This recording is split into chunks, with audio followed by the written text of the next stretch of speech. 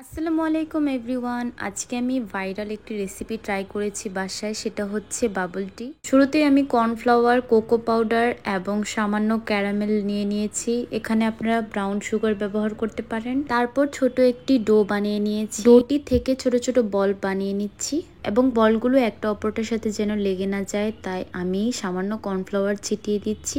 সবগুলো কমপ্লিট হয়ে গেলে আমি একটি পানিতে 10 থেকে 15 মিনিটের জন্য বাবল পার্লগুলো সিদ্ধ করে নিচ্ছি।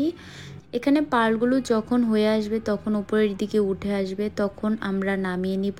এভাবেই 10 থেকে 15 মিনিট সিদ্ধ করার পর দেখা যাচ্ছে যে বাবলসগুলো উপরে উঠে এসেছে এবং তখনই হয়ে গিয়েছে। তারপর আমরা নামিয়ে নিয়েছি।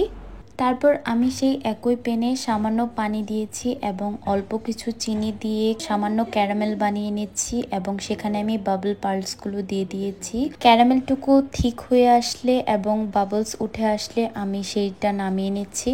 এখানে বাবলসগুলো একটা অন্যটার সাথে লেগে গিয়ে ভেঙে গিয়েছিল, তাই দেখতেও ভালো দেখাচ্ছে না।